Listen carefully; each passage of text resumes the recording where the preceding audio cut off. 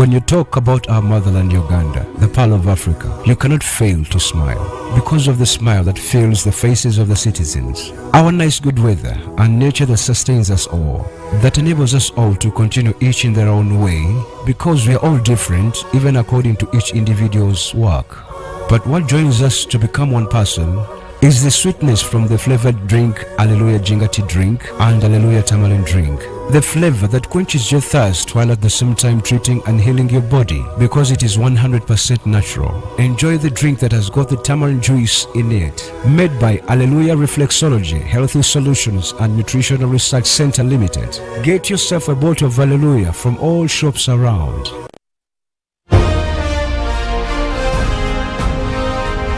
Live from UBC Studios in Kampala, this is Good Morning Uganda.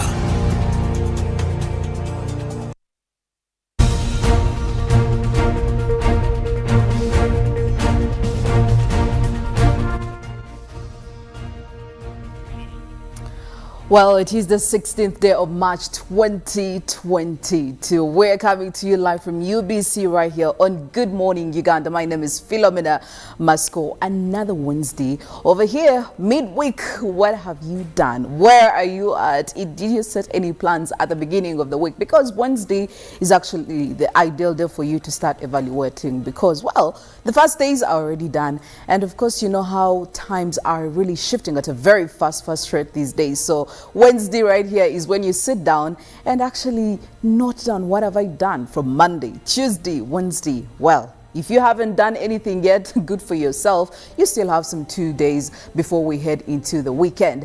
But also quite a lot is happening. It may not be on a personal or individual basis, but even for us as a country. And it's very important to note that we are in the cold times. There is quite a flu that is making grounds. And at first it was amongst the young children, the toddlers. But even now the adults are really catching up. And experts are coming out to warn that, well, this is about to be there for a while. We don't know what's happening to us, but maybe I could probably find out if it has something to do with the climate, because also there is an aspect of the climate change that is probably going to cause more of these allergies. Of course, Mollen will be here to give us more on that, which I would also really want to find out what she has to say. Good morning, Mollen. Well, good morning to you, Philo, and also good morning, viewers. Well, it's a kind of a tricky situation because you look into the fact that we have been having these, changes in rainy seasons. Yes. However, when you look into the transition from a dry season into the rainy season, that's where, your body has to adjust. And the flu, the cough, it's all part of that kind of transition because, your body is kind of used to a certain kind of air to breathe in. But now as the rains come in, that means that a lot of moisture around you is humid, and sometimes it's just has an effect on your lungs, and henceforth it will obviously create that kind of health imbalance, and honestly, that's how we end up with I love the flu. how scientists explain this. Robert, good morning. Maybe you will give it to us in the layman's language, a language that an ordinary person will understand. Good morning to you, and I hope everybody is fine. I see a lady in red. She's taking back. She's taking I think she's still in the Valentine's Day reloaded. Yeah, I told you this time around. But anyway, back to the flu. I may not have scientific proof to that because I know there are experts watching, so I don't dare to go into that arena and mess. But one thing for me that I think, we were in a lockdown and movements were restricted.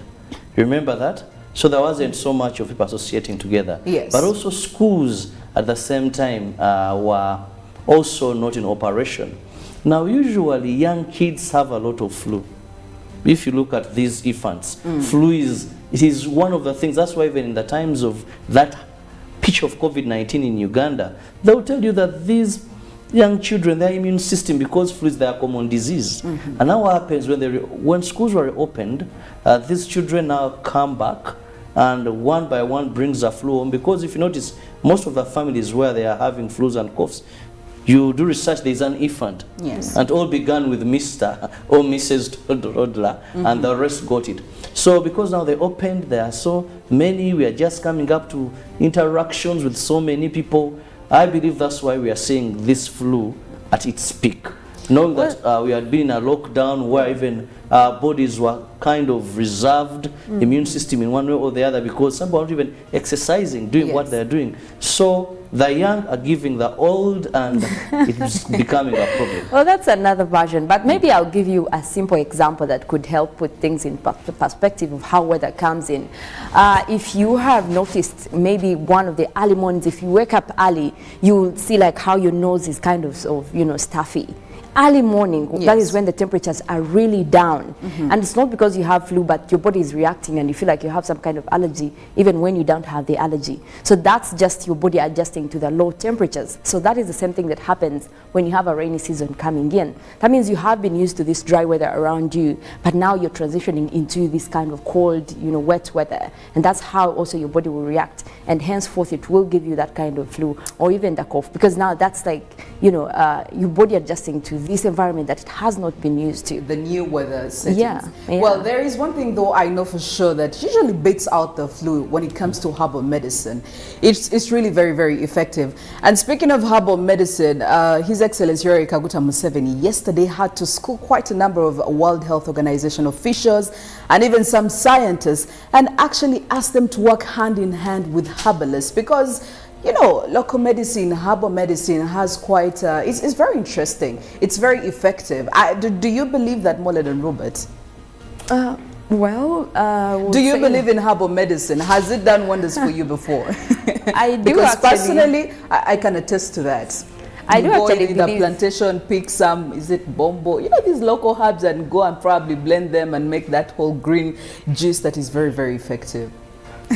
Well, because you see, with herbal medicine, it comes with that organic nature of it. So that means that whatever, extracts you're getting out of it is on that natural level. It has not been, and no additives. Yes. So I find it really effective. However, it is kind of supportive medicine. You cannot get sick and then be like, okay, I'll take my herbal medicine just, to cure me, because it's not like medically proven, but it is supportive. It helps you, be in that shape, and also with the immune system. So if you remember the times of COVID, actually, when it was too much, there were people were trying all the herbal medicine, steaming and using all these local herbs. But that was the time I found out some herbs that I'd never known of. Exactly. You had, there's always a plug for herbal medicine somewhere, and that is when we knew a lot of species that we didn't know for sure. But it was working. It was really supportive, because when you have this medicine that is coming from the hospital and pharmacies, but you also have this supportive medicine at home, it helps out with your immune system, and obviously, even psychologically, I want to say that. You feel like you have it all, you're going to get fine, and that helps with recovery. Robert, I know you have something to say about this local medicine. For me, when it comes to herbal medicine, I wouldn't really call it supportive treatment. Just that we've lost touch.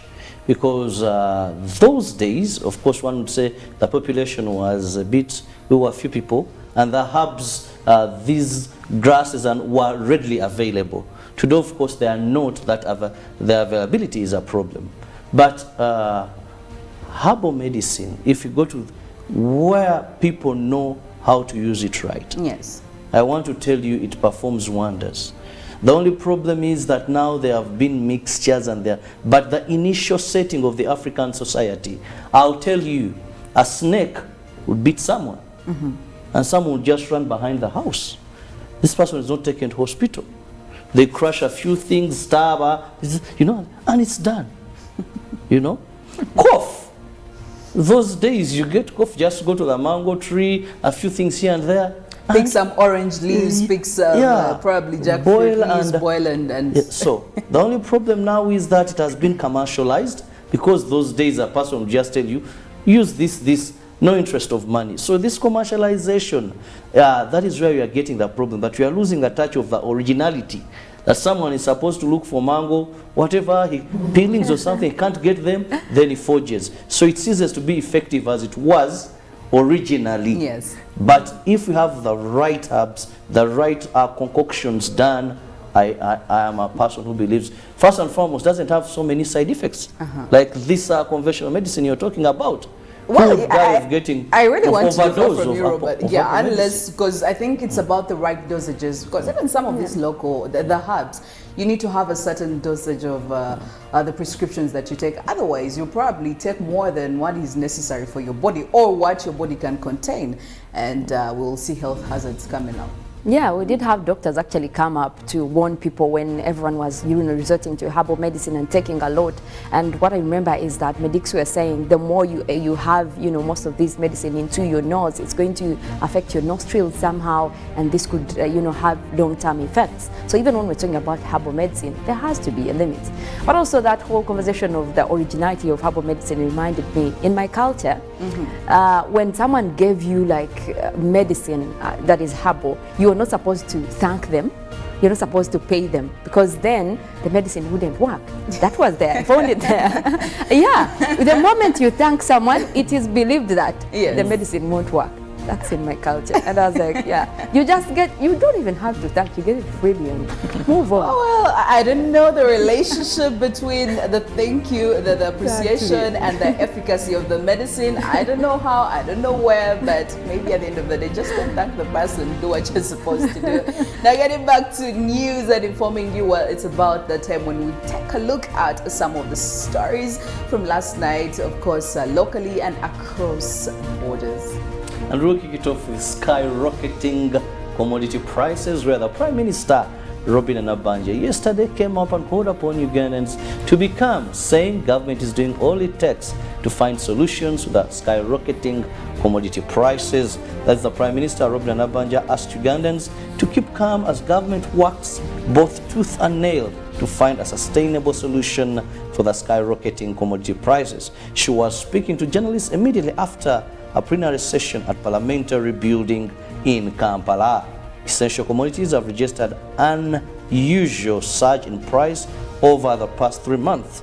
A bar of laundry soap price increased by 26%, sugar by 10%. Well, look into Mabirizi case. Now, the Director of Public Prosecution's Office has asked court to take over the case where city lawyer Hassan Male Mabirizi is accused of insulting the person of Judge Musa Sekana. This case was filed by counsel Robert Lutalo against Mabirizi, who did not object to the prosecution's prayers. The accused Mabirizi, however, objected the Director of Public Prosecution's Office prayer, saying that it is illegal. Embattled city lawyer Hassan Male Mabirizi has appealed at Buganda Road Magistrate Court to hear Magistrate Sanula Namboze's ruling in his case that he filed in his court. This is challenging the jurisdiction of this court. The case was against Mabirizi, who also filed by Robert Lutaro.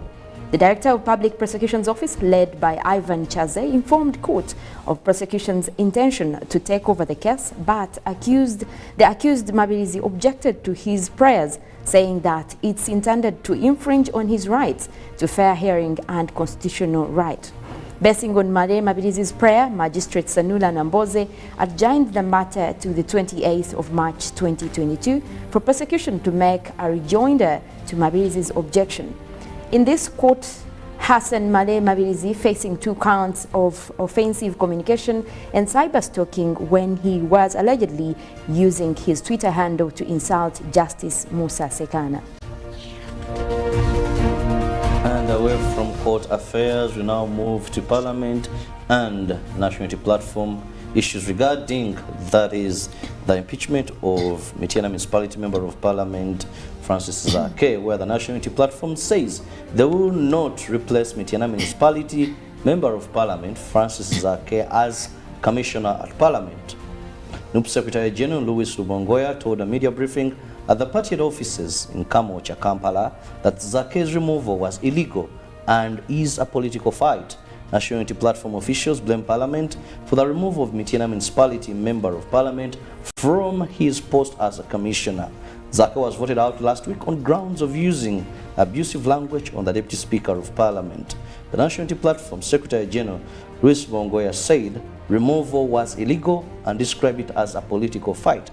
He told journalists at NUP offices that NUP will not replace Kenyena Municipality MP Zake as Commissioner of Parliament since they have challenged the move. Meanwhile, they also urged government to intervene on the escalating commodity prices by cutting down taxes. In another story, we look at digital safety. Now, digital consumers have been warned on the ongoing online scam and fraud. This has come at a time when Uganda commemorates the World Consumer Rights Day at the Uganda Communications Commission headquarters.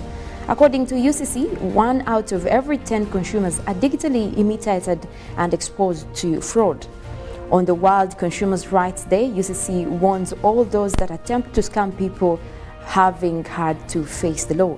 Ugandans are interested in free things, yet it comes with costs, and if one is scammed, they are not ready to report them. UCC has started an awareness campaign and tasked consumers to mind the information they share, saying that they are the major cause of what they are fighting. This year's theme is on digital safety for all. Well, across the border, more updates are still coming in from the Russia-Ukraine war, and Ukrainian President Volodymyr Zelensky says peace talks with Russia are beginning to sound more realistic. Ukrainian and Russian negotiators are expected to continue talks on Wednesday. Ukrainian negotiator Mikhailo Podolyak said there are fundamental contradictions during the talks, but certainly room for compromise. An advisor to Ukraine's president has said ongoing negotiations to end the war are difficult, but there is certainly room for compromise. Now, Prime Ministers of Poland, the Czech Republic and Slovenia visit embattled Kyiv for talks with Ukraine's President Volodymyr Zelensky. US President Joe Biden will attend NATO-EU summits in Brussels next week, the White House has announced. And about 29,000 people were evacuated from Ukrainian cities through humanitarian corridors on Tuesday, most from the besieged city of Mariupol, a senior Ukrainian official has said. And the United Nations says 3 million people have fled Ukraine since the war began. Russian troops are holding 400 people, including doctors and patients, like hostages inside a hospital in Mariupol, according to the deputy mayor. About 20,000 people were able to leave the city on Tuesday, according to a senior Ukrainian official. Meanwhile, Kyiv Mayor Vitaly Klitschko has announced a 35-hour curfew in the capital, warning of a difficult and dangerous moment. The Kremlin responds to new U.S. sanctions on several of its defense officials by barring 13 Americans from entering Russia, including President Joe Biden. Still on the international scene, President Joe Biden will travel to Europe next week for face-to-face talks with European leaders about the Russian invasion of Ukraine, according to the White House Press Secretary Jen Psaki. Now, Biden will meet NATO and European leaders at a summit in Brussels on March 24th. He will also attend a scheduled European Union summit the same day for discussions on further sanctions on Russia and humanitarian efforts of Ukraine. While he's there, his goal is to meet in person, face-to-face with his European counterparts and talk about, assess where we are at this point in the conflict in the invasion of Ukraine by Russia. We've been incredibly aligned to date. This was according to Psaki.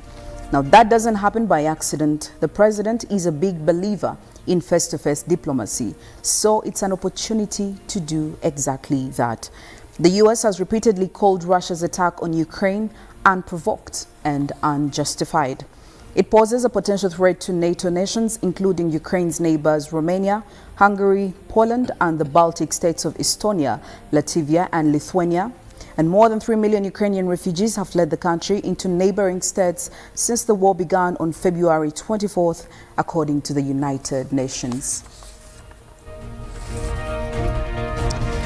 And away from Ukraine and Russia, Israel has imposed restrictions on Ethiopian pilgrims traveling to the country for the upcoming Easter holiday. Now, the Israel authorities say that because of the war in the north of Ethiopia, they were worried that many of the visitors would not return home.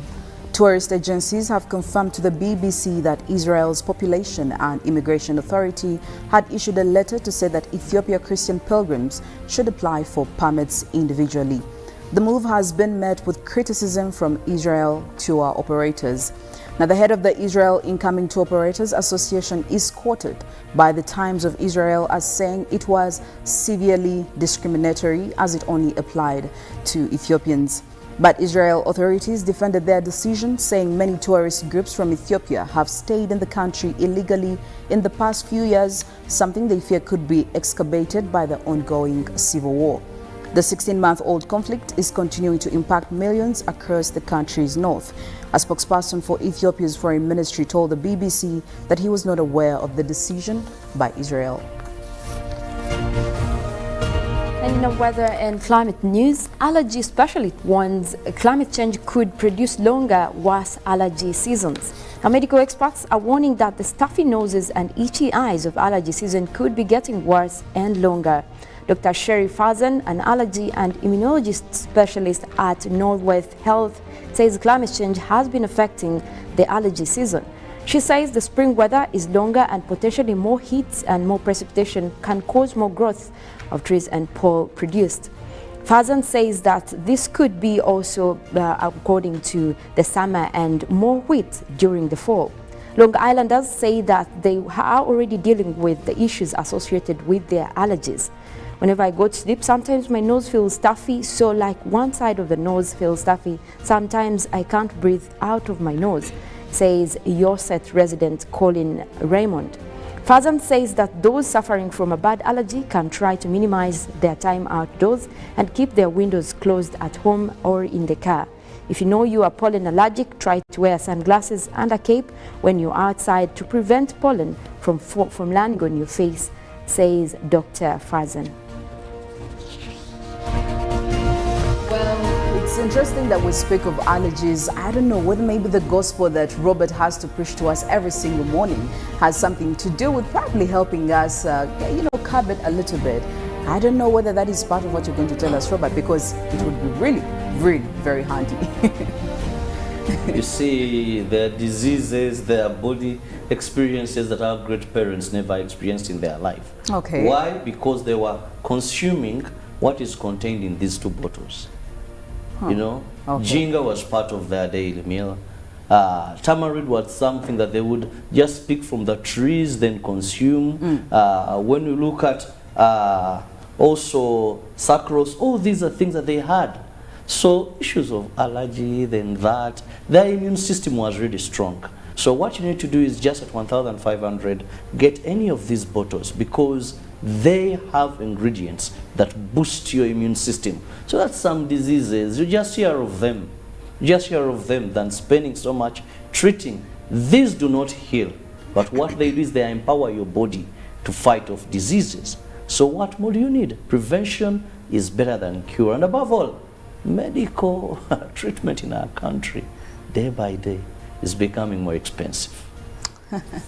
Oh well. I hope you hit what Robert is telling you, because actually you could use some of that hallelujah, especially in this cold weather. Well, taking you back to the poll question this morning, of course, like always, we would love you to be involved. Now, we've seen in the last couple of days or even months or even years, the Ministry of Education trying to make sure that they incorporate e-learning. They also incorporate quite a lot of research when it comes to the education sector. And not so long ago, we had the Ministry of Education propose that maybe we should allow these students to have phones in schools, especially the senior ones and senior twos, coming with a change in the curriculum. Now, of course, there are very many questions. Are we ready, Uganda? Are we ready enough for these changes in the education sector? For students to carry their phones, tablets to school, which brings us to the poll question this morning. Is Uganda ready for these changes? Are we ready to have senior one and senior twos have phones in their schools for research purposes, especially to enhance their education? Definitely, I would be expecting your feedback, which I will be sharing with you and the rest of the world. The hashtag is UBCGMU. That is on Twitter. You can also send us a WhatsApp message. You can also send us an SMS text. For now, we're going into the song that is going to inspire us this Wednesday to make sure that we are nourished, we are ready to kick this day and be very, very productive. But when we get back, more conversations, more discussions will be happening, and that will be in the Good Morning Uganda newsreel, and much later on taking you to the road, and of course more from the climate arena, and some sports updates will also be lined up for you right after the GMU agenda. Good Morning Uganda returns shortly after the break.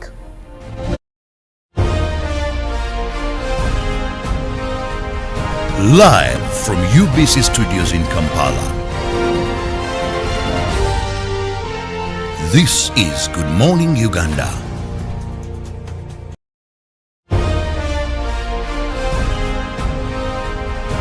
Live from UBC Studios in Kampala. This is Good Morning Uganda.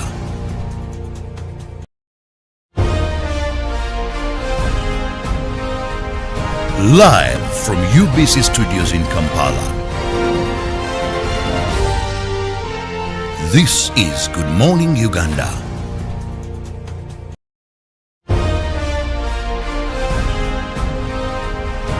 Live from UBC Studios in Kampala.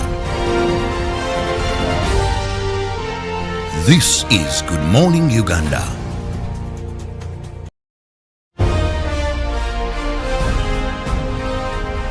Live from UBC Studios in Kampala. This is Good Morning Uganda.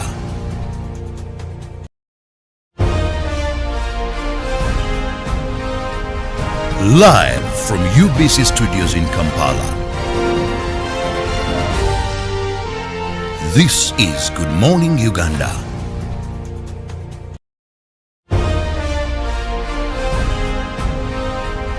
Live from UBC Studios in Kampala. This is Good Morning Uganda.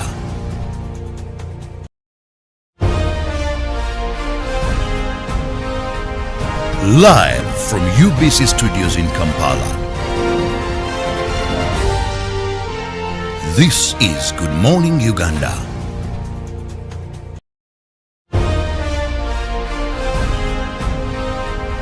Live from UBC Studios in Kampala. This is Good Morning Uganda.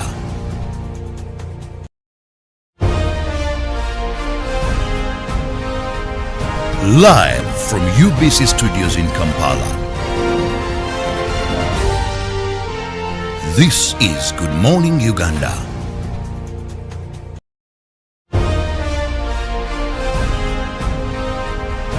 Live from UBC Studios in Kampala. This is Good Morning Uganda.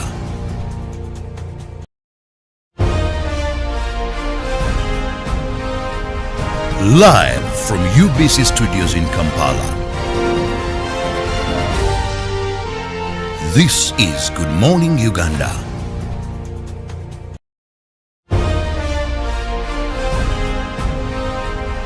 Live from UBC Studios in Kampala. This is Good Morning Uganda.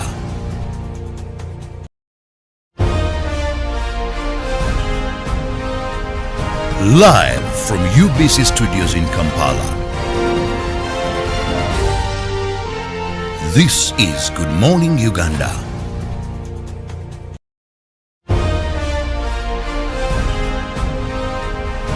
Live in Kampala.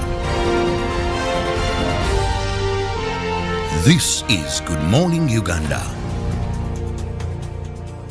Pick of the day on UBC, brought to you by Authentically symbolic and insightful. We should work so hard to evacuate this power. Behind the headlines, every Wednesday at 10 p.m. with Charles Odong Talk. How to get points.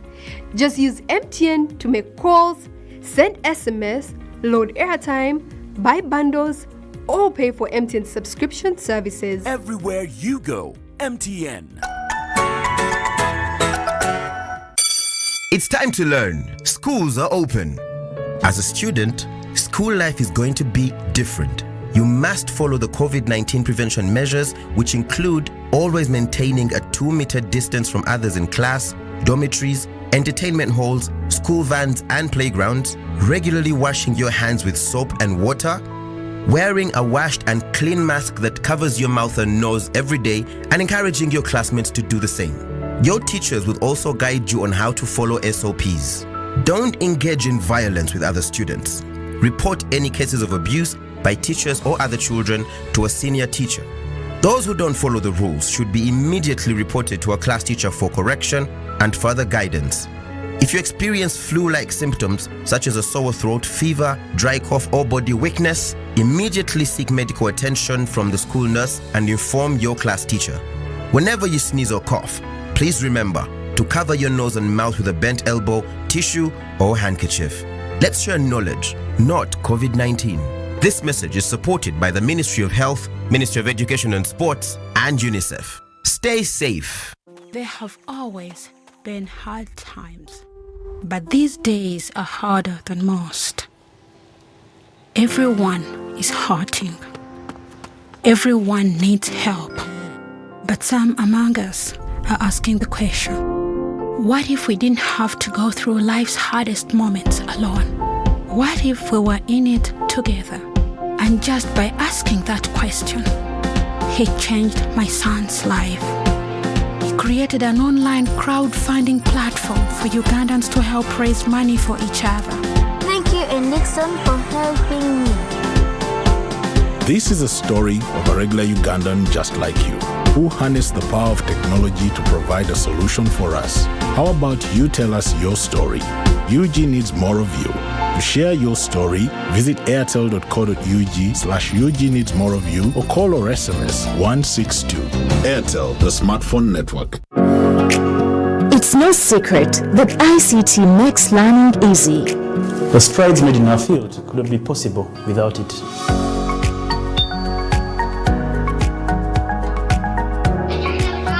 And now we can watch our favorite shows.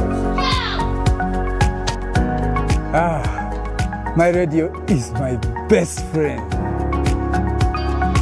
UCC provides an enabling regulatory environment and policy guidance for healthy competition. We also facilitate ease of doing business in the communications sector through licensing, standardization, spectrum management, tariff regulation, rural communication development, and consumer empowerment. An informed consumer is an empowered consumer. UCC supports local content and innovations. Driving the development of a robust communication sector in Uganda is Uganda Communications Commission. buli munya-Uganda nayitinga amakuru marungi. UBC West eyina amakuru marungi kandi agali kwesigwa. Leero za program zaayo ziri omu Lunyakitara hamwe n'Olufumbira.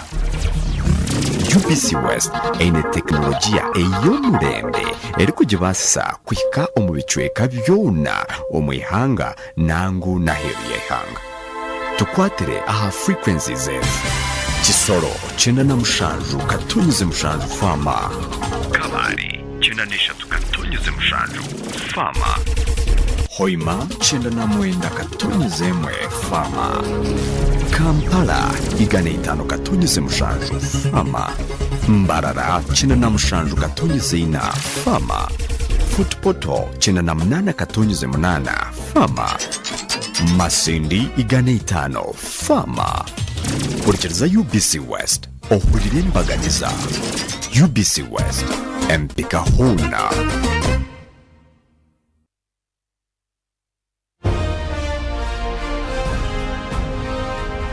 Live from UBC Studios in Kampala. This is Good Morning Uganda.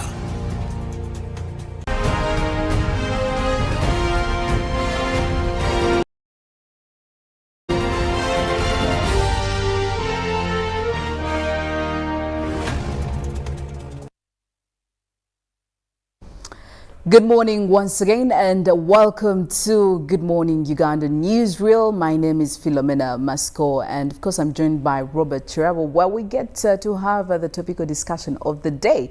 And of course today is that topic that quite has very many people questioning, parents, teachers, even the stakeholders, which still is also in relation to the poll question this morning, where we want you to share your thoughts, your 2 cents, your views regarding what we are going to be talking about. And that is, of course, having phones, especially by the lower secondary students, accessing their phones while in school. Should schools allow students to have smartphones as classroom material? Should schools allow students to have smartphones as classroom material? The hashtag is, of course, UBCGMU, and the WhatsApp number is 0709 602 592.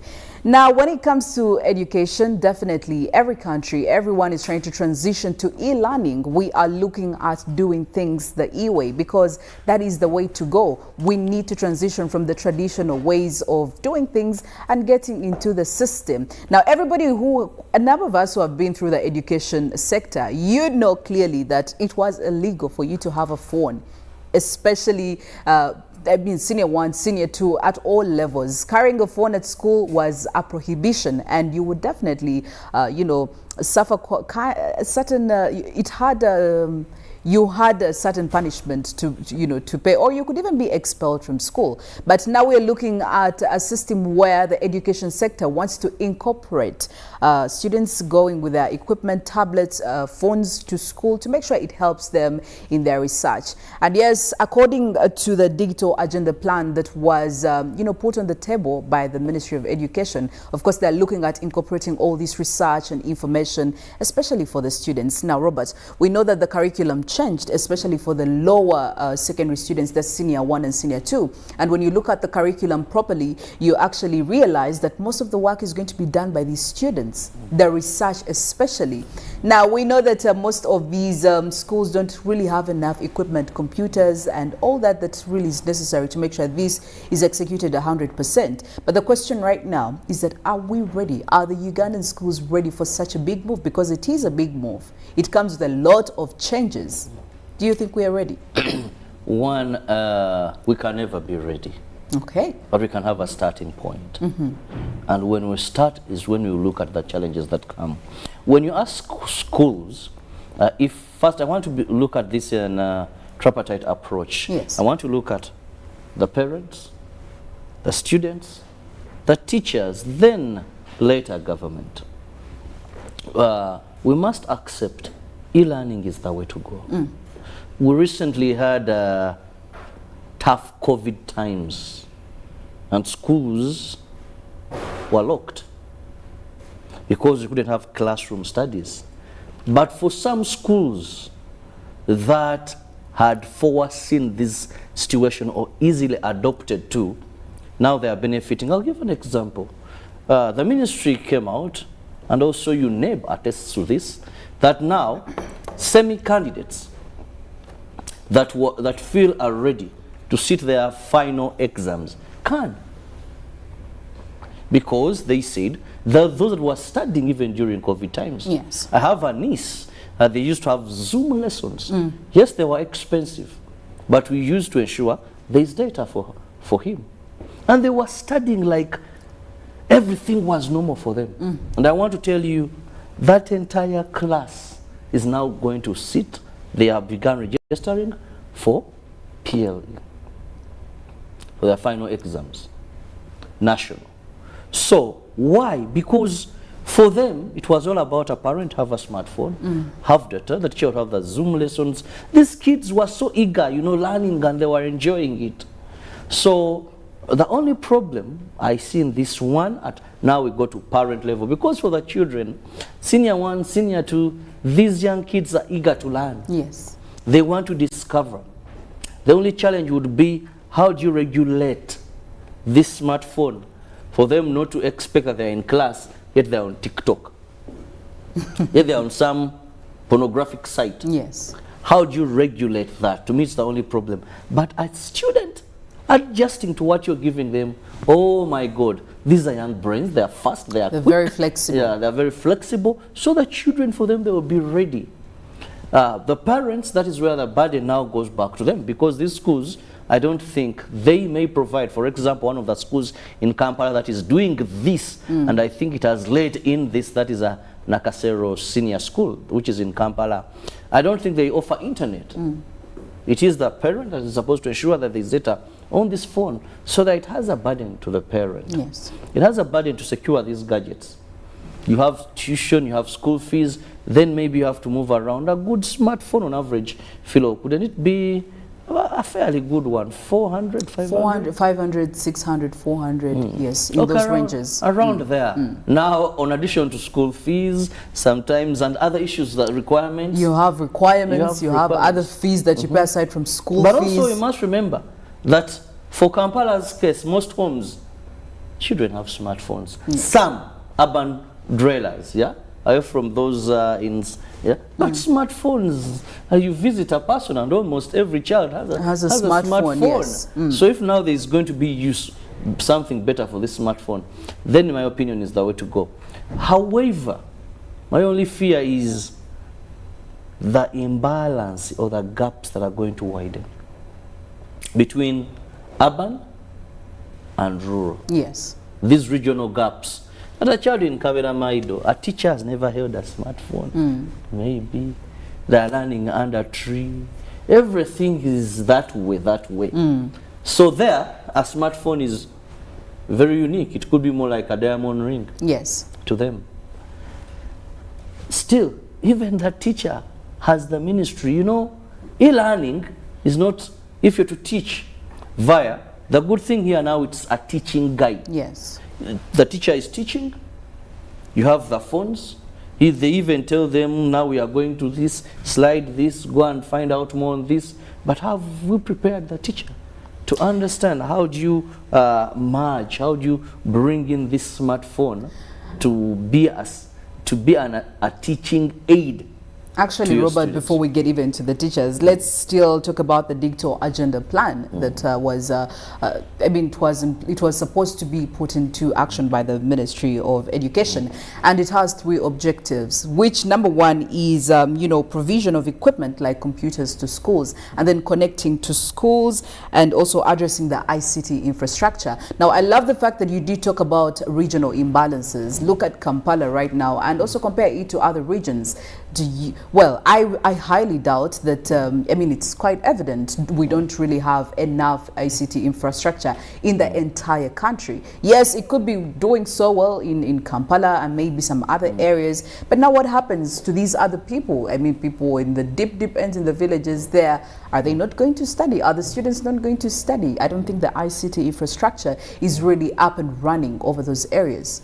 Government, in government schools, yes, they have tried to ensure that they avail a bit of internet, some computers, though it's just a drop in the ocean. However, there are some government-aided schools I know, yes, where either through grants or donations, they have done their best to have connectivity. But we also must be awake to the truth that there are parts of this country where even just telecommunication network, making a phone You're call. trying to make a phone call and it's a struggle. You have to walk, I don't know how many meters look away for from... Hunt Hill, they'll tell you in the trading center is where you can make a phone call. So their internet connectivity has not yet reached there. And I know NITAU is doing a lot of work and other government bodies to ensure that they extend internet available to everybody. But we are not yet there. Yes. So for such, they may be unlucky. However, we must look at this, that these phones are not the only teaching aid. The teachers are there in classrooms, but they're introducing phones as a supplement that a child, you know, when you look at the lower curriculum, like you earlier said, it is bringing out, previously our curriculum was more of almost 90% teacher. Spoon feeding the student, yes, giving everything all the information. Work, yes. Few innovation. But now, the child is going to be given at least 50%.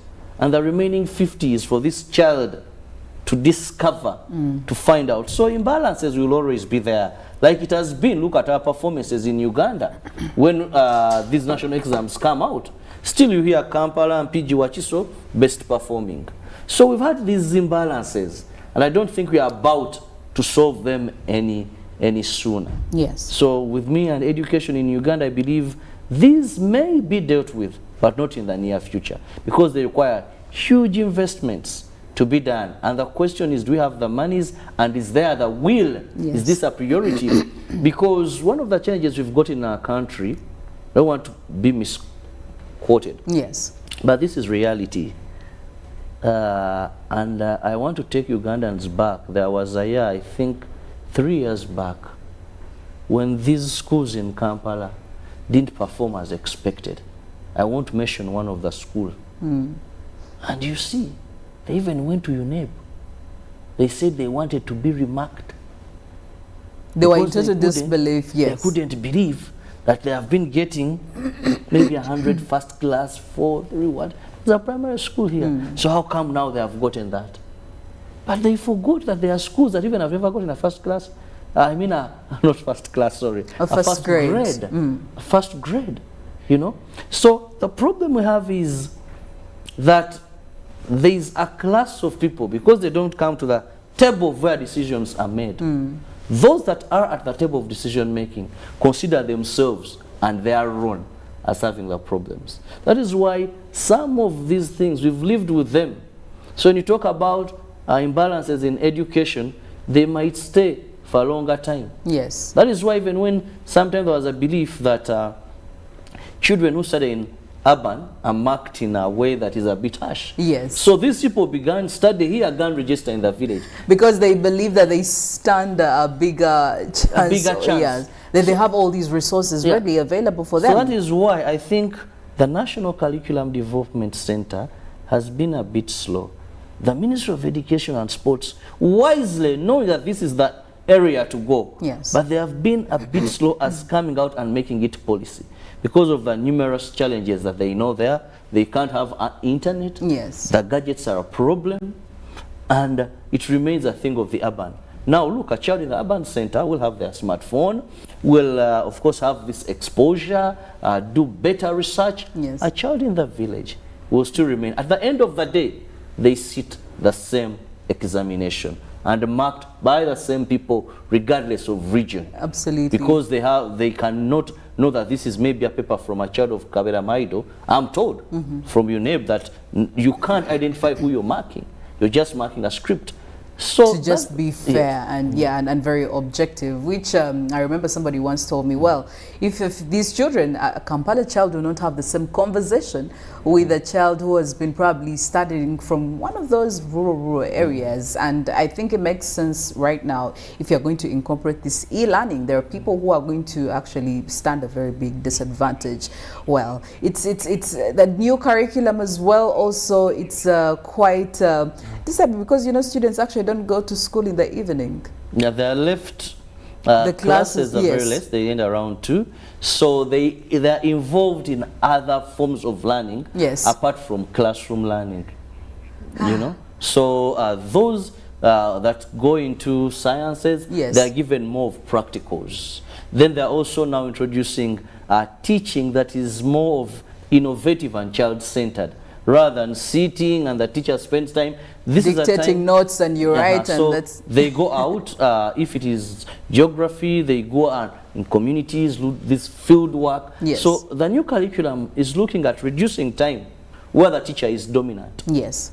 And having more time of the student, even to practically exercise what they have been taught. Actually, more work should be done by the students. Now, speaking of the teachers, of course, we saw during the COVID days, everyone was trying to get onto Zoom, you know, to do the e-learning, to make sure that classes still happen. But the question is, are the teachers actually ready for this e-learning? Have they been trained enough? Well, when it comes to the new curriculum, we know that quite a number of teachers went through the training to know how this is going to be before it was rolled out in these schools. But now the e-learning, when it comes to this really e-learning, the phones, have teachers been trained to, you know, to be ready to handle these students? Because sometimes, yeah, we must admit students can really be rowdy, they can be very destructive, but have they been trained? Do you think they are ready enough to, you know, considering that they won't be doing most of the work? Yes, do you think they are ready to handle that change? First, I want to say the new curriculum was long awaited for. However, when it came to implementation, it was a rushed move. So we didn't have enough time? Because the curriculum we had then, it was over 3 decades or 4 decades. And it was outdated, one would say. But when we moved to have a new curriculum, yes, consultations could have been done, but the time to roll it out is what I find rushing. Because there are schools right now that will tell you they have never received the new curriculum. What the National Curriculum Development Center is now doing, it's sending on email to maybe school heads, then they send to teachers, then they go through and then pass on to the students. That's why when I was listening to the director of studies at Kasero Senior School, he said, we received the new curriculum and all this through our email. The headmasters get, they pass to us. Now the good thing is we share with our students. You get that? Yes. So even that, and what happened, there were seminars, there were trainings. Yes. So they try to get trainers of, the teachers come and learn, they go back and train their colleagues on this new curriculum. Yes. But you will understand that this factored in more of government schools.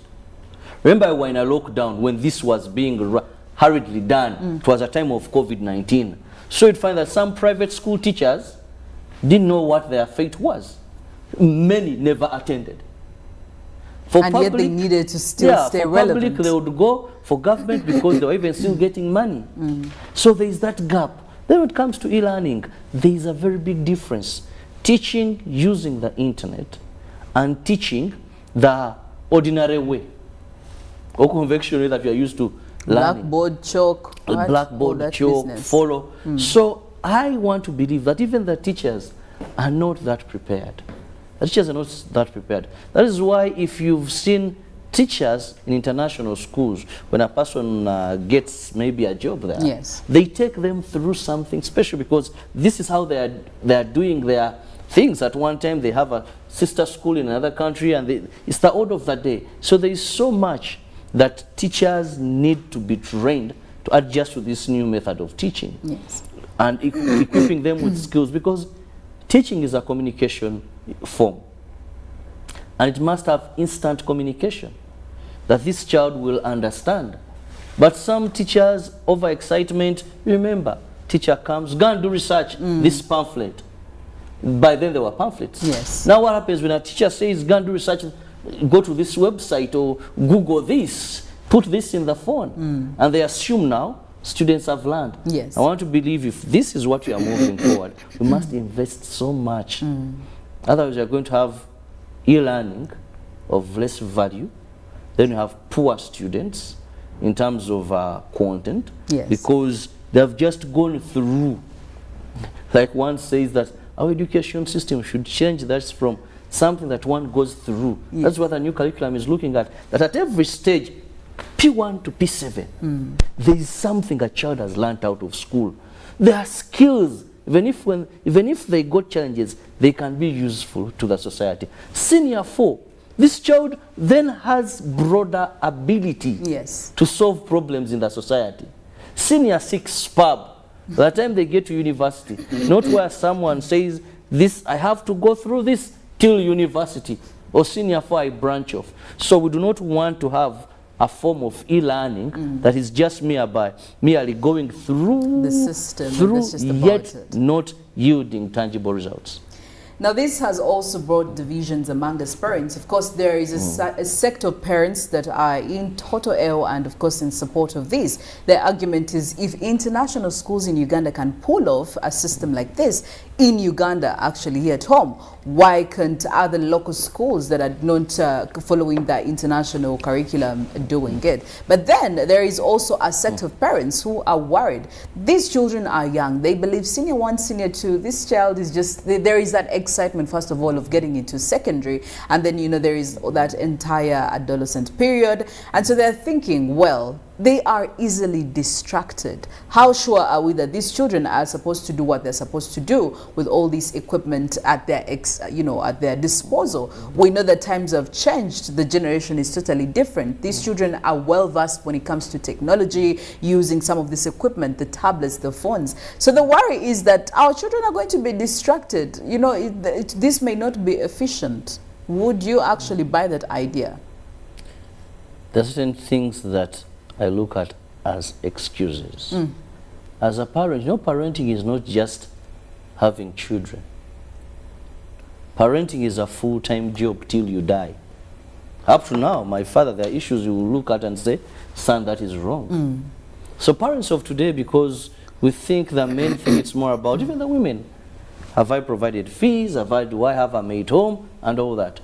Distraction at this time should not be a valid point.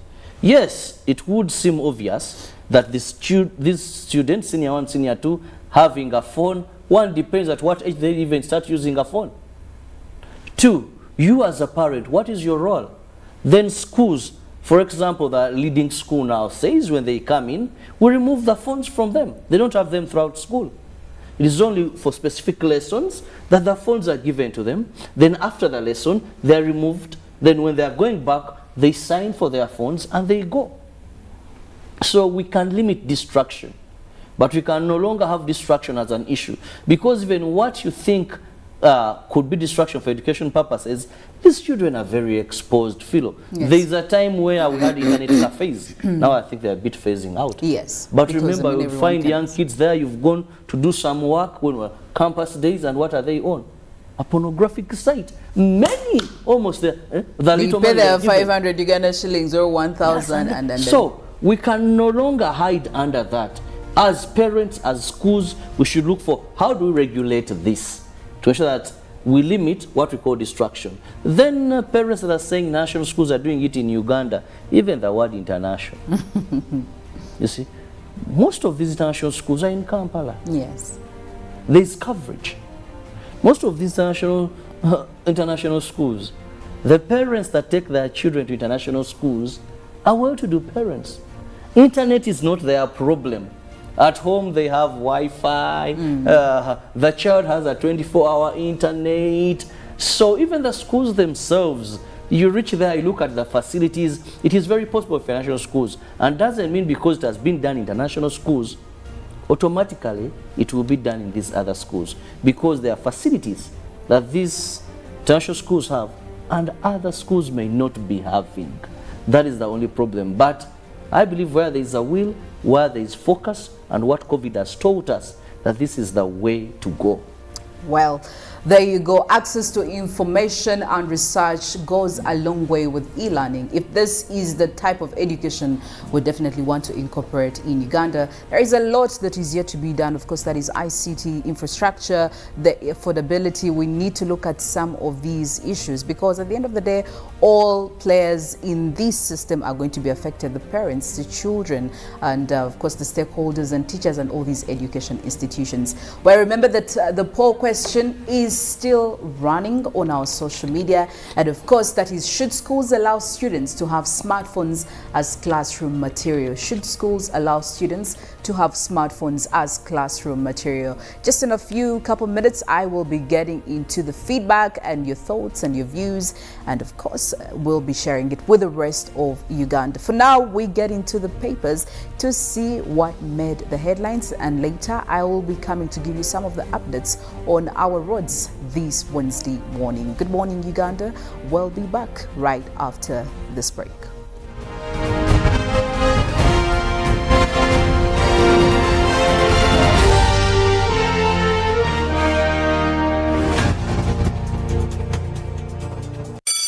It's time to learn. Schools are open. As a student, school life is going to be different. You must follow the COVID-19 prevention measures, which include always maintaining a 2-meter distance from others in class, dormitories, entertainment halls, school vans and playgrounds, regularly washing your hands with soap and water, wearing a washed and clean mask that covers your mouth and nose every day, and encouraging your classmates to do the same. Your teachers will also guide you on how to follow SOPs.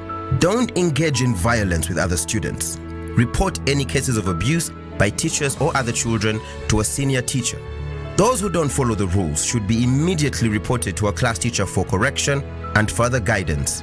If you experience flu-like symptoms such as a sore throat, fever, dry cough or body weakness, immediately seek medical attention from the school nurse and inform your class teacher. Whenever you sneeze or cough, please remember to cover your nose and mouth with a bent elbow, tissue or handkerchief.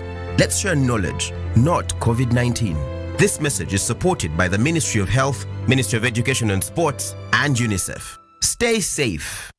Get connected today with the My Airtel 4G smartphone and enjoy free data for 1 whole year worth 86,500 Uganda shillings. That's free 2 GB for the first month and free 1 GB for the next 11 months at only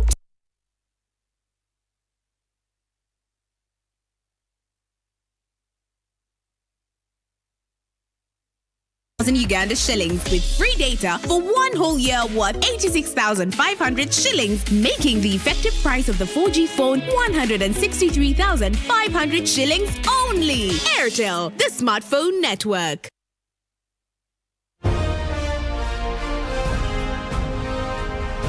Live from UBC Studios in Kampala. This is Good Morning Uganda.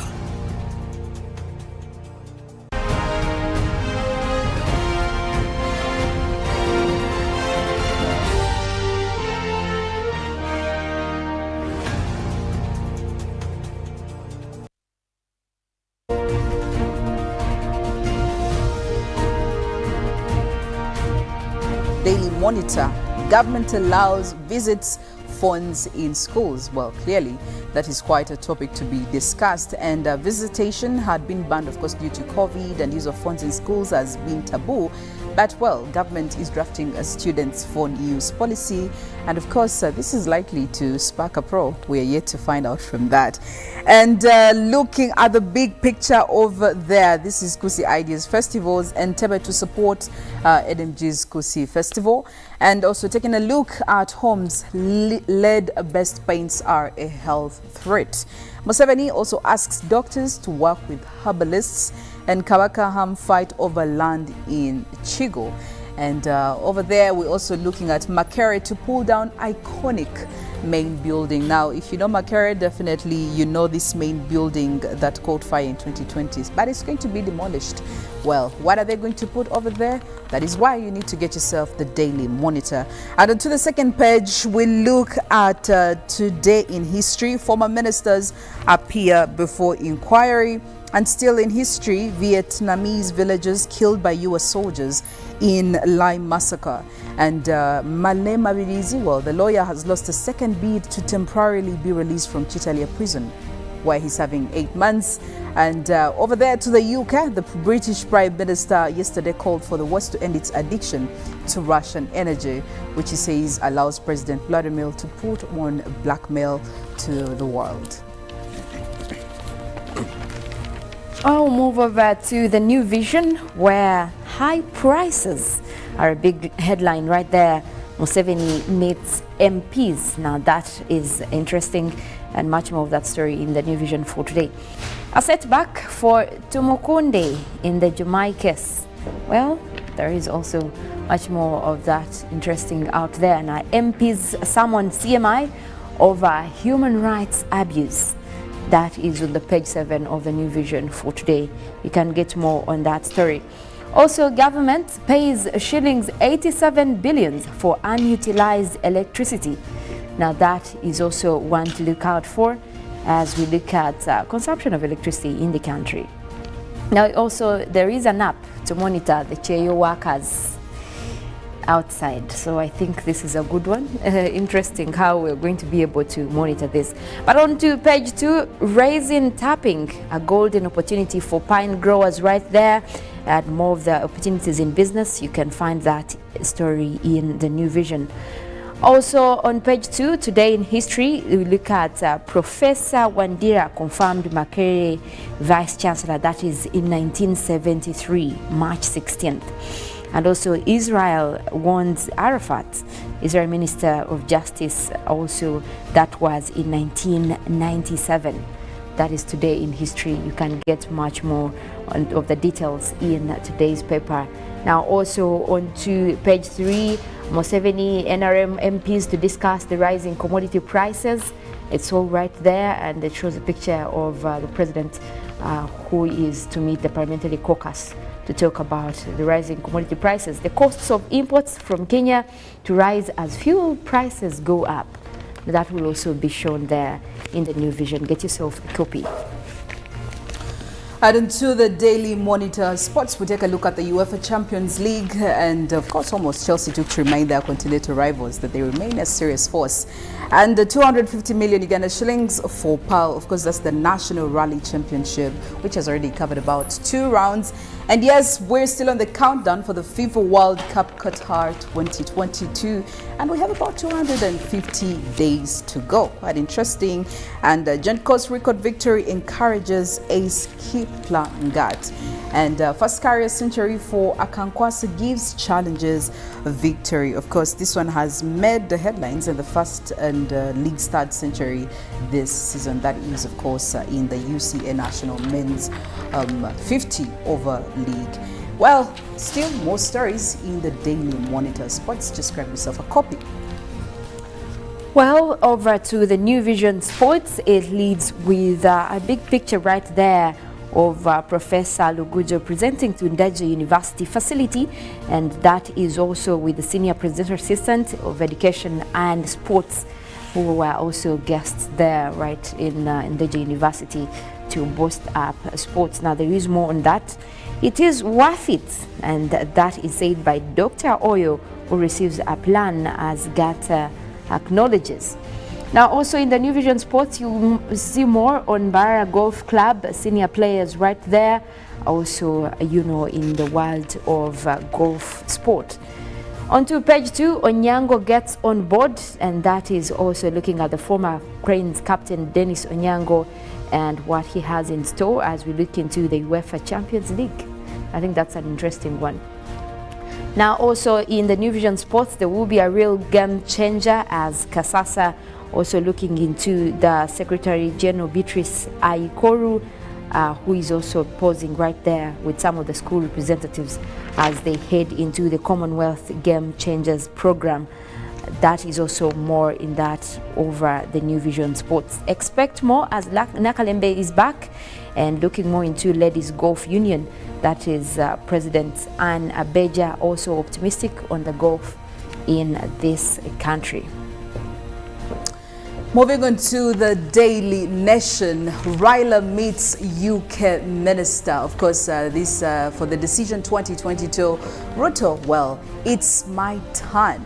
The man is really fighting for his space over there, and you can definitely get all that in the Daily Nation.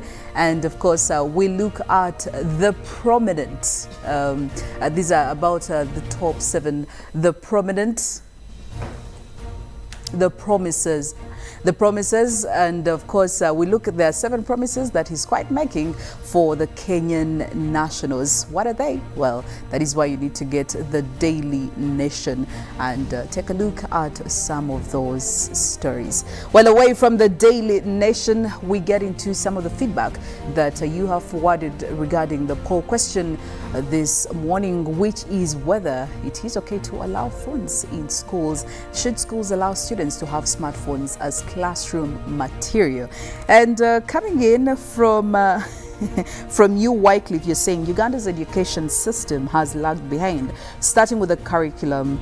Using technology in school had begun in some schools in other countries even before lockdown. But the problem is that technology in education, just like health, hasn't been prioritized by the government of Uganda. Well, the poll question is still running all throughout Good Morning Uganda. Keep the thoughts and views coming in. We will be sharing them as we go on. But taking you to the roads in the traffic updates, definitely today I want to focus on Makindye division. So if you're coming in from areas of Bukasa, if you're coming in from areas of Makindye, if you're coming in from areas of Muyenga, well, I will say that the traffic is a bit heavy in some areas, but also light in other areas, depending on where you are, where you're headed, whether you are trying to enter the city center or you're trying to leave the city center. But from what I'm seeing, most of the areas are actually dominated with the red lines and the maroon lines, which is not exactly good news, something you don't want to hear as early as this morning. So coming in from Muyenga, well, if you're using Tanki Road, over here you can see it is a green stretch, and that means you could actually use this route to access the city center. But also there is a traffic buildup as you go on. So if you're leaving your home, it may actually be free for you to use the road, but as you're getting into other suburbs, other towns, on your way to town, do expect some traffic. And over here the stretch continues. Of course, some spots do have some orange buildups here, meaning that the traffic is starting to build. However, when you reach around this area, you can see the traffic is crazy. We have very many red spots, we have orange spots. So yes, there is a lot of chaos over here. But if you can definitely look at another alternative, maybe that would be ideal. But also I want to say that the alternative you'd ideally use over here is really a bad idea. Maybe it's ideal to stick here because the red stretch here is really long, as you can see. And this is of course Mbogo Road, and it has even some maroon spots. Now maroon always clearly communicate heavy traffic. So there is a lot of maroon, there is a lot of red, there is a lot of orange. So the traffic over here, I would say, is just not good for you if you're trying to use that route to make sure you access the city center. Maybe it is ideal you start planning for plan B. Now away from there, if you are using Namongo or if you're coming in from Namongo, well, Namongo also has its spots that are quite heavy with traffic, as you can see over here. When you are accessing the city center, if you're getting to the industrial area or the 5th Street and 4th Street, you need to expect some traffic build-up over here. Coming in from the backwards distance, Namongo Road is okay, but over here you need to know that there is quite some traffic and it's very heavy, it's very intense. So you may as well start having plan B. Well, this area is not exactly the best this morning. Now I don't know why, maybe it's because of the weather or something else, but the area is not exactly the best. Now industrial area is quite very free, as you can see all these green stretches. Clearly mark your freedom to use these roads. Now, so coming in from Old Bay Road over here, the green lines are quite dominant. Yes, a few spots here and there, that is of course the red and orange spots, but it's okay, it's fine. You can use the 6th Street, the 7th Street. All these eventually will lead you to this roundabout over here that will lead you to the main road. Of course, being a roundabout, it has to be quite congested, as the red lines indicate. There is quite a traffic buildup. The orange stretch over there is also heavy because every car is coming from a different position, or most cars are coming in from different directions trying to get here and access the main road, which explains this red line over here. So you may have to plan accordingly if you're coming in from these areas: Bukasa, Namuongo, Muyenga, Nsambia. Well, I can say the traffic is a bit heavy over there for the most parts of most of these roads. So plan accordingly so that you can be able to beat the time to make sure you get your destinations safe and sound. Well, Mollen is also here to give us more coming in from the climate arena. And Mollen, I still want to talk about that story where they do talk about climate change and the allergies that we're probably bound to have, because I have seen very many people as being affected by this, and I'm disturbed. Is this what is going to happen for the entire month of March and April?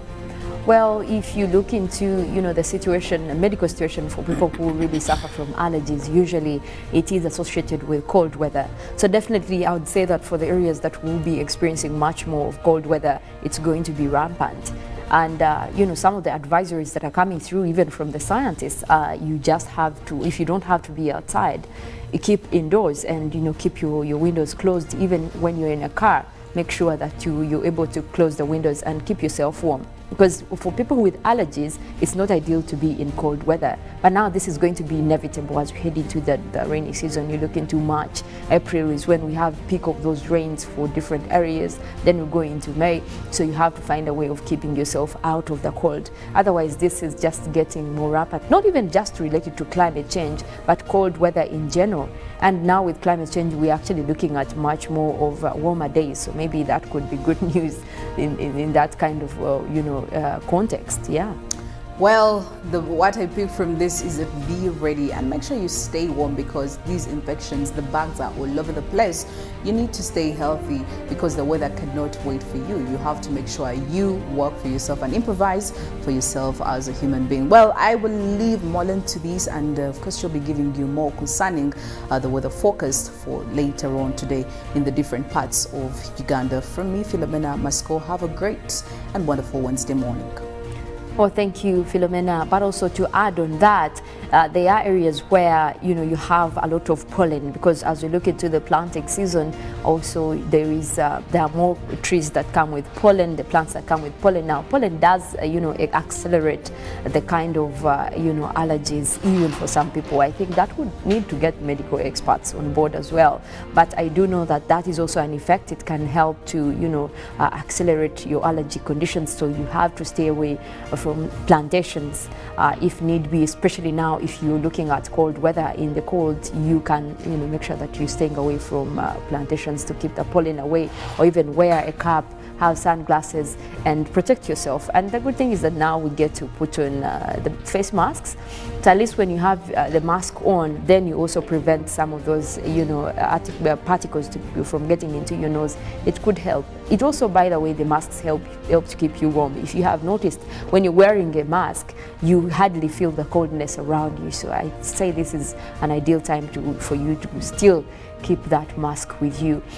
But also there is a report that did come out from the World Meteorological Organization, and that was just a few hours ago. They have made an analysis on what is happening across the world over the past 50 years. And they are saying that there have been more than 11,000 weather-related disasters, where over 2 million deaths have occurred, and also that has costed 3.64 trillion US dollars in economic losses. And that is like a global kind of review in terms of what we've had with related extreme weather events. So that goes to events like, the flooding, the cyclones, the drought-related cases, and all that in the past 50 years. Now that goes to show you how much extreme weather has been affecting our economy, and mostly across the world. Now this came up from the World Meteorological Organization, which is responsible for monitoring weather and climate across the world. Now they are saying that most of these weather-related disasters actually have been mostly affecting vulnerable communities, where most of the African countries actually are more on that list, because you look into the fact that mostly developing countries are vulnerable to the effects of climate change. So when we have most of these disasters, we are most affected because we don't even have enough adaptive capacity. If you look into an example of the tropical cyclones that have been hitting Madagascar recently, in just a period of 2 months, we have around 5 cyclones hitting the area, and then you have more low pressure centers developing over there. Now you find that there has been a lot of death registered across Madagascar, the coast of Madagascar, but also inland. You look into the fact that even when these people are still adjusting to the cyclone that just hit them, there is one coming their way. So that is how we arrive at most of these economic losses and most of the homes that have been destroyed because of such events. Now, talking about extreme weather events, also this morning we woke up to news about the landslide that did happen in Peru, and that is indicating at least close to 60 homes that have been buried. Now, news agents right there are also indicating that it could be rising between 60 to 80 homes that are still buried because of the landslide. Now, this was at the northern side of Peru, the hillside, where there was a landslide, and that followed heavy rains that have been there. That is also for a couple of days. Now, this happened yesterday. But so far, what we do know that there are no confirmed deaths, because rescue is still moving in to make sure they assess the damage. But 60 homes are no more. They are just buried under the ground. If you can take a look at that picture on the screen, that's the hillside where the landslide did happen. Now, there has been more reports of people building close to this mountain, the hillside, and most of those were actually, storage buildings. So that means that there is a lot of damage. We don't know so far how many people were in these buildings that are still still buried down there, but at least it's estimated that 60 to 80 homes are still buried down between, you know, some of the existing homes, as you can see from that picture. But also there could be a lot of lives that have been lost, although there hasn't been any confirmation of the death, as rescue is still coming in to make sure that they take away the debris, the soil, the land, to make sure that they can access people down there. But from what is being shown, even the videos that we're moving across social media right now, it's hard to tell whether those people would still be living, considering the fact that most of the areas have been really buried down deep. Now we'll be following up on that story to see what happens over there, but also it goes to show you how much you know, just a landslide can affect the communities over there, because there has been continuous rains over the area, and this is what happens if you're living close to you know, such a mountain. The moment you have continuous rains over the area, this is going to soften the soils over there, and that's how landslides actually come about. If you look into even the landslides that we have had here in Uganda, they're mostly to the mountainsides of Rwenzori, especially across Kasese and also Bududa. So the moment you start to have continuous rains, and when they're heavy, then the ground starts to weaken and shaky. The moment you realize there are cracks in the ground, that is when you run for your lives. If you see cracks, and now that we're headed into the rainy season, the rains are going to start to be stable. So the moment you're close to a mountainous area and you start to notice cracks within the land close to you, that's when you think about, you know, moving, because that means that there is likelihood that there's going to be a landslide. That's when you inform local authorities to make sure that, you know, they can assess and see if this is likely to be a landslide and could affect lives. Because the moment you delay in such an area, then it means you could be having much more of those you know, disasters happening across you. But that is sad news coming in from Peru, and we hope that you know, at least there are survivors over there. But also moving on, we want to take a look at what we can expect across East Africa for this week. And it looks like the forecast goes from 16th up to 23rd of March. And this will be just looking ahead into what we can expect in terms of temperatures. This is coming in from the East Africa Prediction Center, that is ICPAC. Now, from what we're seeing over Uganda, from the colors of orange, yellow, and light yellow right there, at least areas that are expected to be warmer is where you see that deep orange color, that is across northwestern and northern Uganda. Temperatures will be expected to be between 28 and 32 degrees centigrade, and that will be at least the warmest area in the country for that week.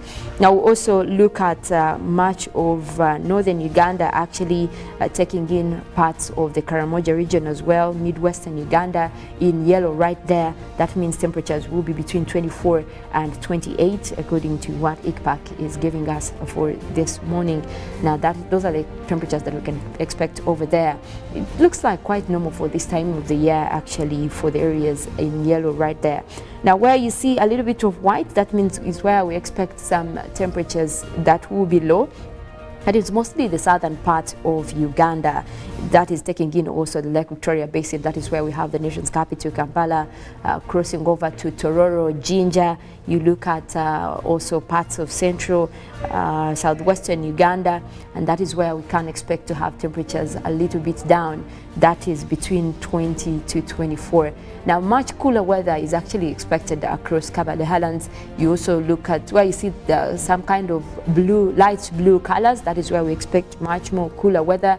And for Mount Elgon Highlands, you have parts of Mbale where we're expecting temperatures to be a little bit down, and also for Cabo de Highlands, that is between 16 to 20 degrees Celsius. That is what you can expect. That is from the 16th to the 23rd of March this month. But also in terms of precipitation, the rains that we're expecting across the region, we're likely to have mostly the southern sector again is likely to have much more of the rains stretching into what is normal actually also for this time of the year. And the forecast did indicate that we're likely to kick those rains in by mid-March. Those rains are already stabilizing, especially across southwestern Uganda, with the green colors over there. That is estimating between 30 to 50 millimeters of rainfall. So at least that is good news over there. and farmers there are already planting, and I think it's a good season to continue planting because these rains seem to be stable over that area. But also in the yellow colors, those are the areas that are expected to have much more rains as well, between 10 to 30 millimeters of rainfall. So that means that you could have, you know, quite some heavy showers, but still not much to take up the whole day. So that's how you arrive to such numbers. So at least there is going to be continuation of rains, especially for parts of central, midwestern Uganda, and that will be stretching up to, you know, parts of West Nile as well. You can expect to maintain those rains if you're planning ahead, looking into which days to plant. I think this really gives you a clear picture. But where we continue to see at least drier weather in those orange colors, you have parts of the eastern side of Lake Victoria into the Choga region, where you have Lira, crossing over to northern Uganda, areas of Gulu, Padel, Kitugum, over to the northern side of Karamoja. We're still expecting rains, but those will be really in few numbers. That will be up to 10 millimeters of rainfall, so at least not really much, but at least that will help to keep temperatures down. That area has been quite dry, especially for the northern parts of the country. So it's also good news because it shows that rains are starting to pick up over that area. But again, you look at those in quite white colors, that is across the Karamoja region, the southern parts of Karamoja, that takes in parts of eastern Uganda, across Soroti, and that area is expected to have really mostly dry conditions with reduced wet weather conditions. That means that that area can expect to have at least continue with much more of those dry conditions over there. But we'll go ahead and also look into the weather that is happening over the country for today, and we're going to tap into our satellites that are overlooking Uganda for this morning. That is coming in from UMSAT satellites, and that is indicating at least a system that we did start with earlier this morning. Now that cleared off, especially as we were heading into 6 a.m. there, but it's still right there developing, especially across the eastern side of Lake Victoria, areas of Jinja, Tororo. You can expect to have a little bit of those rains still coming your way because those clouds are still there. It seems like parts of Kampala have cleared off, but we do have more systems that are developing. Most likely they will be bringing in rains for different areas, and that will be extending also towards the western parts of Lake Victoria, where you see those deep red colors and yellow to blue. That's the rainy system that we're talking about. We did start off with that earlier today in the morning, but it seems like it's still there and could be affecting our weather even as the day progresses. But elsewhere, we're seeing those clouds where you see the white colors. Those are the clouds that are developing, especially across midwestern Uganda, Masindi, Fort Porto, Hoima. That area already seeing those intervals of cloudy conditions. Now also that extends to western parts of Lake Victoria as well as southwestern Uganda. We can expect to have much more of those rains developing into rainy conditions as the day progresses. But we also have mostly cloudy and mostly sunny weather across northern Uganda and the eastern part of the country. But we'll go ahead and take a look into your forecast for this morning and see which areas are likely to be faring, how they're likely to be faring in terms of temperatures. And that is coming in from the Uganda National Geological Authority. We have the eastern side of Lake Victoria, Tororo, Busia, Iganga and Jinja. We're forecasting those isolated rains. We already have those rainy systems over the area, and that will be starting with a warm 28 degrees centigrade. Most likely that will clear in the afternoon. Across Mbale, Bududa, Buko, Sironko, we're forecasting sunny intervals, and that will continue into the afternoon, but for now, starting off with 27 degrees centigrade for the morning.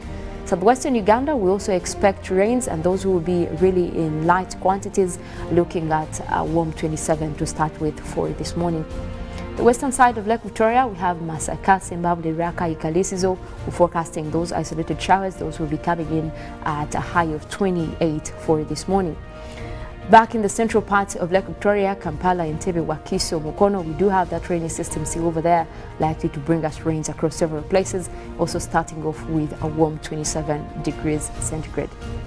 Central part of northern Uganda continues to be dry, and we're looking at sunny intervals for this morning, starting off with a warm 30 degrees centigrade. But we do expect some rains to come through actually in the afternoon. That is over the central part of Lake Victoria. On the eastern side of central Ruero, Woblensi, Bururi, Nakaseke, we are forecasting isolated showers. Those will be coming your way as well as the day progresses, starting off with a warm 29 degrees centigrade. Most likely that will continue into the afternoon as well. Eastern Uganda, Soroti, Kata, Kuya, Moria, and Kumi, we're forecasting sunny intervals, starting off with quite a hot 31 degrees centigrade, and most likely that will also be continuing into the afternoon. So that means temperatures will be getting warmer for that area. So you can look out for that if you are in that area or moving towards, the eastern side of the country. But well, that is it in terms of weather. We do have Good Morning Uganda agenda coming up, where Robert will be here hosting the Deputy Managing Director of NSSF to talk more about the midterm access. That's an interesting conversation you don't want to miss. I'm Mollen, Kenyena. I want to wish you a wonderful morning.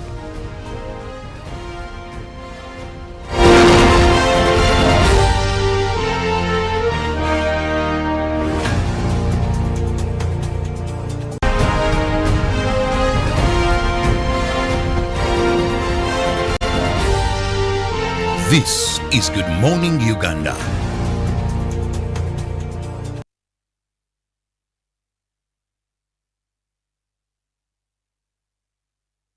Pick of the day on UBC, brought to you by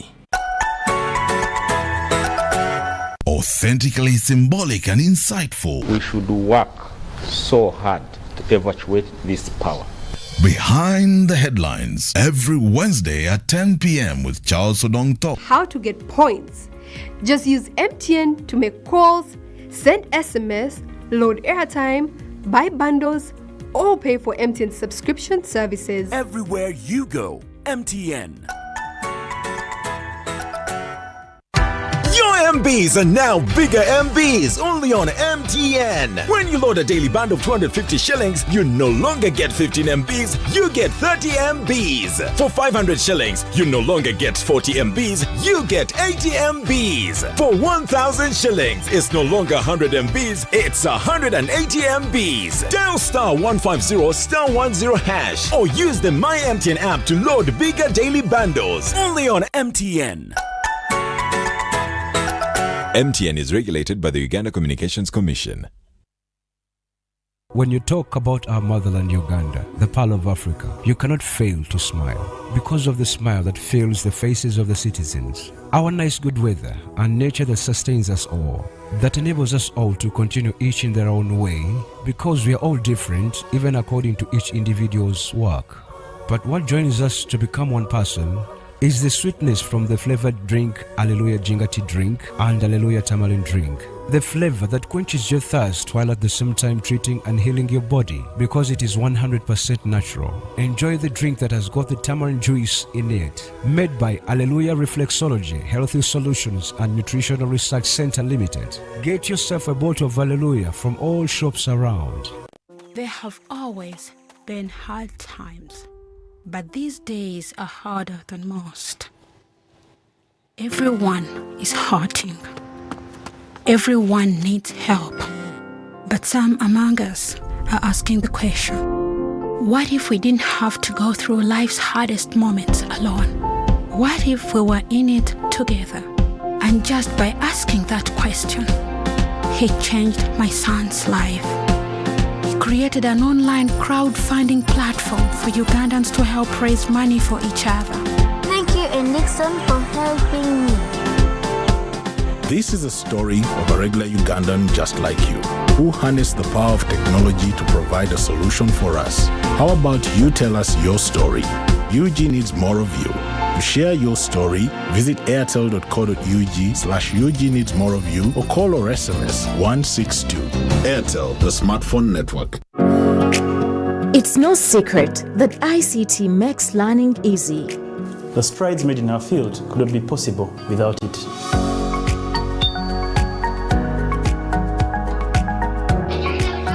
And now we can watch our favorite show.